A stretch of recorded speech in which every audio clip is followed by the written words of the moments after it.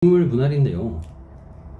했던 얘기들이 계속 나오고 있습니다. 중요하고 이게 이제 앞에 했던 내용들을 거의 압축적으로 모아놓은 거라고 생각하시면 돼요. 1차에 분명히 나올 수 있는 얘기입니다. 경매에 의한 대금 분할입니다.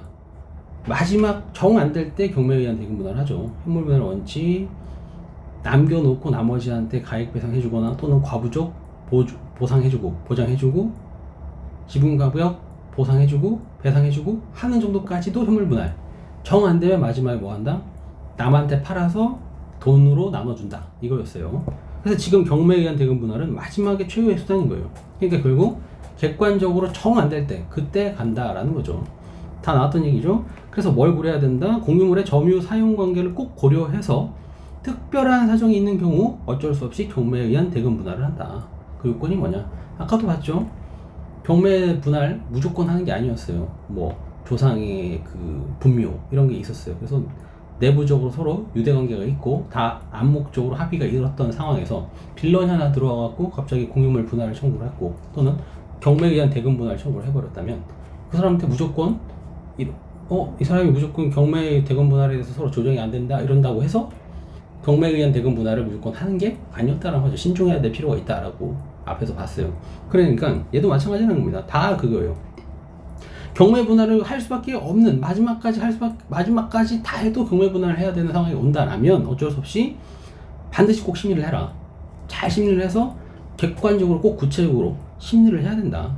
됐죠? 의사합치가 안 이루어져 있다는 사정만으로는 경매 분할을 바로 명하는 것은 안 된다. 객관적으로 구체적으로 반드시 심리를 해서 정 안 된다라면 경매 분할을 하는 거지.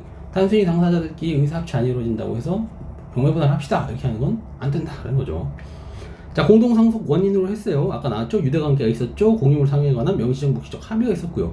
이 사람들이 결국 거주 생활까지 했습니다. 이렇게 해서 이런 합의를 추단할 수 있었죠. 명시적 묵시적으로 합의가 있었다는 걸 추단할 수 있었는데 빌런이 들어온 거예요. 아까처럼.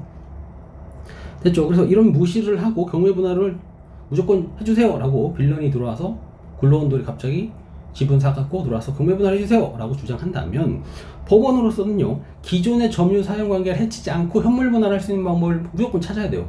그런 다음에 정 없으면 경매 분할하는 겁니다. 되셨죠? 그래서 우선적으로 점유 사용 관계를 해치지 않고 현물 분할할 수 있는 방법을 강구해야 되는 게 맞습니다.